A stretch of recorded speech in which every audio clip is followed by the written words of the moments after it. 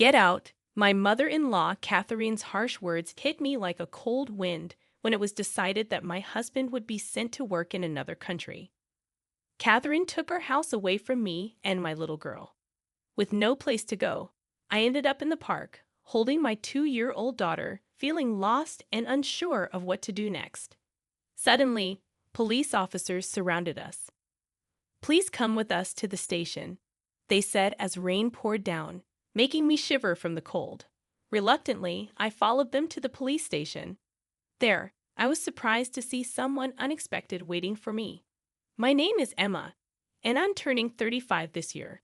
I met my husband Bob at work, and after dating for a year, we got married. When we had our daughter Lily 2 years ago, I stopped working. Now, I live with Bob, Lily, and my mother-in-law, Catherine. We used to rent a place, but after Catherine's husband passed away and she started having trouble with her knees, we decided to live together and bought a new apartment. We thought it would be best to live somewhere with good transportation access because of Catherine's knees. Buying an apartment was cheaper than a house at the time, and it has an elevator, which makes life easier. Catherine also preferred the apartment, so we made a down payment and took out a 35-year loan. Bob's job often requires him to travel or relocate, but since we bought the apartment, we were told he wouldn't be transferred for a while. However, he travels for work more than other employees, about once a week to other states. Having a 2-year-old daughter, I feel really stressed when my husband Bob goes on his business trips. At first, my mother-in-law Catherine was helpful, but now she doesn't help with taking care of our daughter at all. Instead, she makes more work for me. For example, she eats and leaves her dirty dishes lying around, and she doesn't rinse cooking utensils after using them. I'm often busy with our daughter, so by the time I notice, the food is stuck to the dishes, making them hard to clean. Even when I ask her to at least rinse them, she just says sorry and promises to do better next time, but she doesn't. I notice that she rinses the dishes when my husband is around, but not when I'm alone. This made me think that Catherine is intentionally making things difficult for me. Sometimes, when she asks if I need anything from the store and I say no, she later tells me she actually needed something, which happens a lot. I used to try to help Catherine a lot because of her bad knees, but now I'm feeling less inclined to do so because of her behavior. I thought about talking to my husband Bob about it, but he's already stressed from work, so I didn't want to add to his worries. Catherine's behavior started soon after we moved in together, and it's been going on for years now. When I talked to a friend about it, she said it sounds like Catherine is bullying me and suggested I talk to Bob about it. But I worry that if I do, Catherine, who doesn't have any other family, might end up in a care facility. So I thought it might be better to just deal with it. However, one day, something happened that made me reconsider. That day, I planned to drop off my daughter Lily at my parents' house. They love having Lily over for sleepovers. "Thanks for always bringing Lily. We love having her here. Why don't you stay over sometimes too?" my mom suggested. "I'd love to, but I'm worried about leaving Catherine alone. I'll head home." "Just don't spoil Lily with too many toys," I replied. After a nice chat, I left and headed back to our apartment where Catherine was waiting. When I got back, I realized I had forgotten my keys inside. At first, I was worried, but then I remembered Catherine was home. I tried calling her using the intercom, but there was no answer. Maybe she had gone out. I decided to wait outside for a while. But even after waiting for 2 hours until it got dark, Catherine didn't come back. When another resident returned and unlocked the main entrance, I followed them in. Catherine rarely goes out at night, so I was sure she was still at home. I rang the intercom again, but still no response. I could hear a faint sound from inside, confirming Catherine was there. I tried a few more times, but she refused to answer. Feeling defeated, I decided to stay at a nearby motel for the night and planned to sort things out when my husband Bob returned from his trip. What happened? Out shopping. I told Bob that Catherine had locked me out. He was understandably upset for me, but Catherine just brushed it off, saying, "Oh, maybe I didn't hear you because of my hearing. I'm getting old, with a smirk on her face. I was relieved to be back inside. After getting my keys, I went to pick up Lily from my parents' house. When I talked to my parents about what happened, they said, "Sounds like Catherine is making things difficult for you. If it gets too much, you can always come back here." Their comforting words brought tears to my eyes, but I quickly wiped them away before heading home with Lily. For a while, things seemed okay with Catherine. But then, out of nowhere, Bob's international transfer became final. It was a permanent move, not just a short business trip. We finally bought a place, and now this international assignment. "What do you think?" Bob asked me.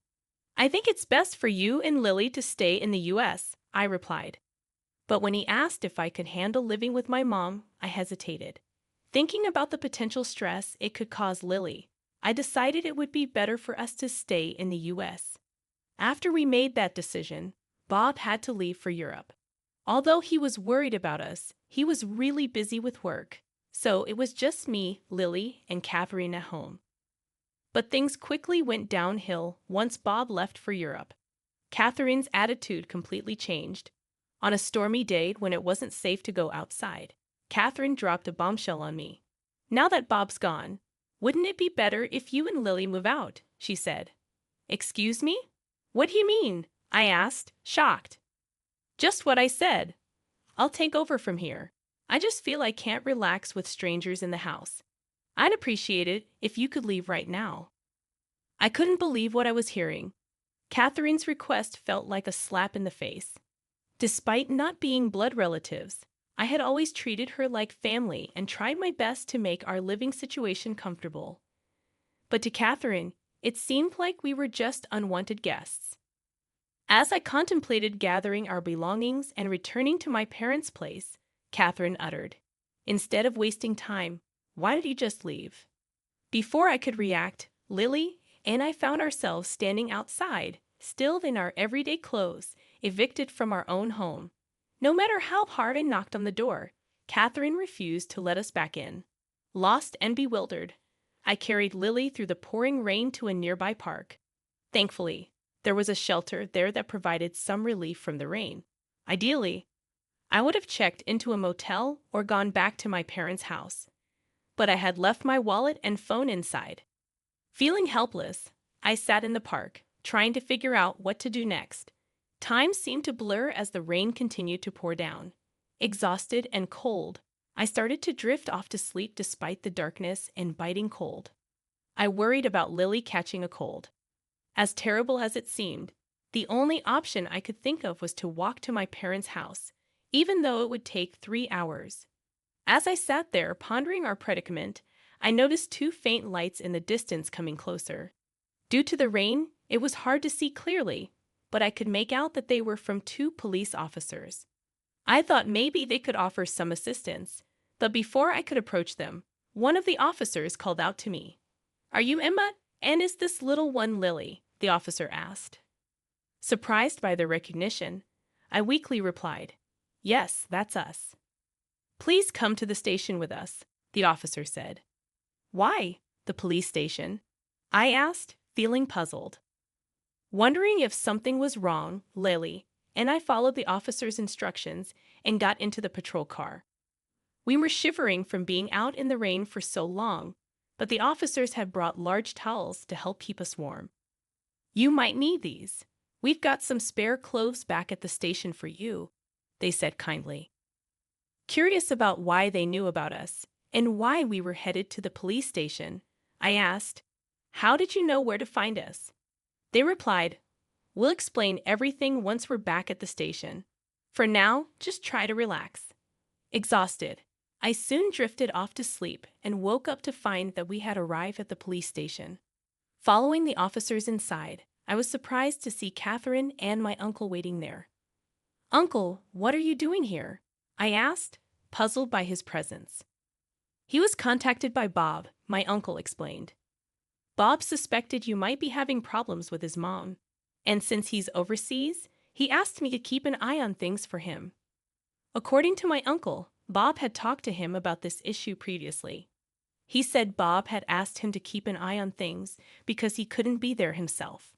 My uncle had seen us out in the rain earlier today. He had considered taking us in himself, But he thought Catherine's actions were extreme, so he decided to report it to the police. That's how the officers knew where to find us and came to help. Catherine had also been summoned to the police station. She sat on the sofa, glaring at me, appearing unaware of why she was there. Why do I have to be here? My knee is bad, you know. If Bob was here, this wouldn't be happening, Catherine argued. But the whole situation stemmed from Bob asking my uncle for help. In discussions with the police, it seemed likely that there could be legal consequences. Therefore, I was advised to consider hiring a lawyer. That's an exaggeration. I just locked the door, that's all. I didn't do anything else, Catherine defended herself. Do you even realize what you've done? You threw Emma and a little child out in pouring rain. That's unforgivable. My uncle defended us, asserting that I was the rightful owner of the house. That's impossible. Bob is the head of the household. He's the rightful owner. Now that he's not here, it should be mine, Catherine argued. Catherine believed Bob was the owner, but she was mistaken.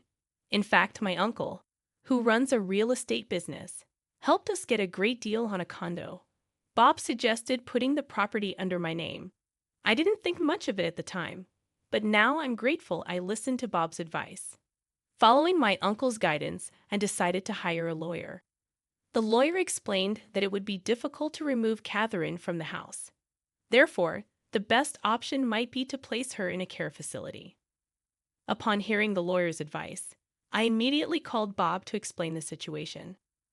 Bob hadn't realized the situation had escalated so much and said he wanted to return from Japan to discuss it properly. He also mentioned he was considering placing Catherine in a facility. Meanwhile, Catherine, oblivious to all this, was snacking on crackers casually at the police station. Since I couldn't return home with Catherine, I decided to stay with my parents until Bob returned. He would be back in a week, giving us time to think about our next steps. If Bob didn't support me, divorce seemed like the only option. I regretted not seeking advice sooner. A week later, Bob returned from Europe and was at the house with Catherine, so I moved back home from my parents' place. Bob had to return to Europe soon due to the urgency of his job. He could only stay in Japan for a few days, so we needed to discuss our next steps. I'd heard some things from Emma's uncle. Is all of that true? Bob asked. It's all lies. I haven't done anything. Emma's plotting something to evict me. Catherine stubbornly refused to admit any wrongdoing. She even accused me of scheming against her.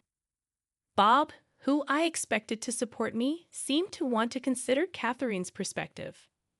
I understand. So do you have any evidence to prove Emma's plotting something? He asked. Evidence? Of course not, Catherine replied. I see. Emma, do you have any evidence? Bob turned to me. To be honest, I've been so busy with work, I haven't been able to keep an eye on things. I'm not sure who to believe, I admitted. I handed Bob something I had with me. What's this? He asked. It was a voice recorder I had been using.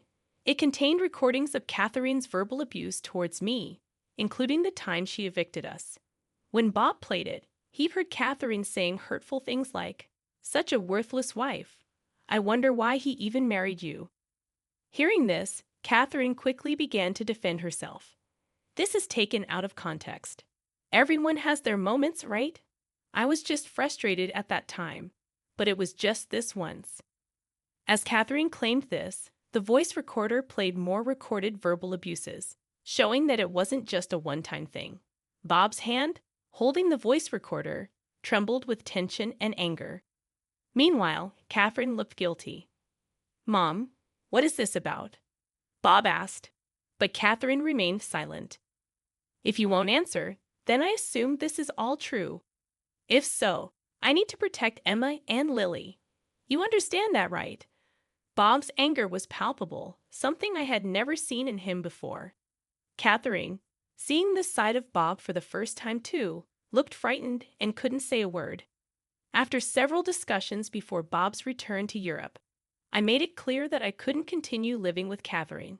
With Lily around, I couldn't risk another incident like the one before.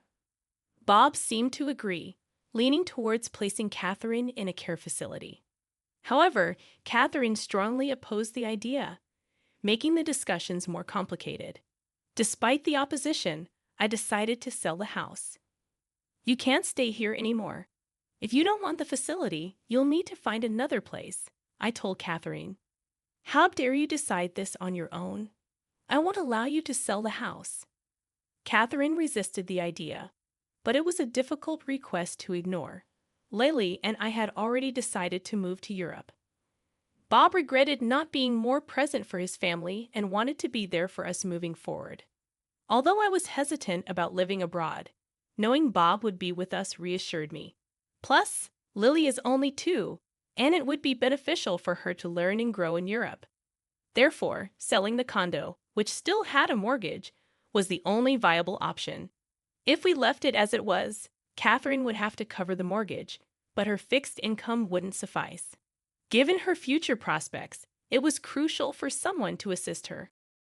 Despite our efforts, Catherine refused to move into a facility voluntarily, so we had no choice but to arrange for her to be placed there forcefully. "I'm sorry, but I have to head back to Europe. Could you handle any necessary procedures here?"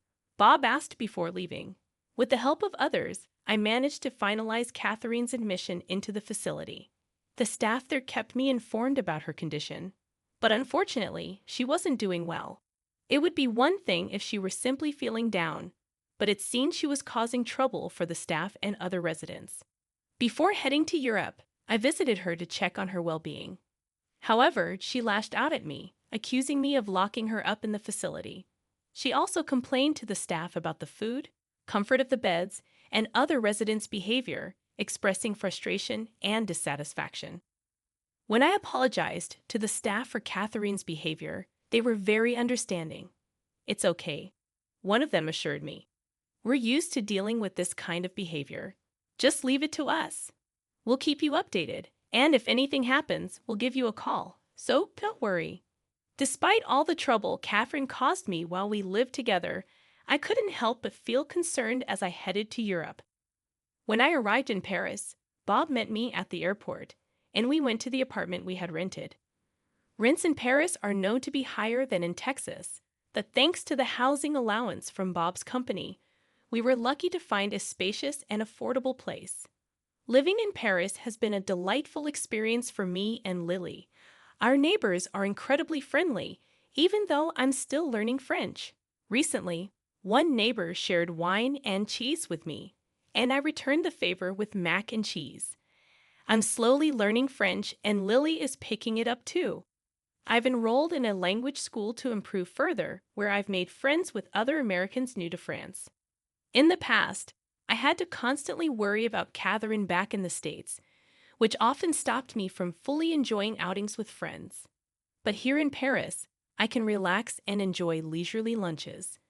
My main concern now is Lily, who is still too young for kindergarten. Most kids in France start kindergarten at 5, so I hope she learns enough French by then. Luckily, Lily seems to be learning quickly. Once Lily starts preschool, I'm considering getting a job. Bob is supportive of me staying at home, but being in Paris has made me want to explore new opportunities. I've made friends with a waitress at a nearby cafe who hinted there might be a job for me there. The cafe is popular among Americans and locals learning English, so it could be a great fit. While there may be challenges ahead, living in France has strengthened our family bonds. I feel more confident expressing myself, and I believe we'll face any challenges together as a family. Overall, I've never been happier in my life.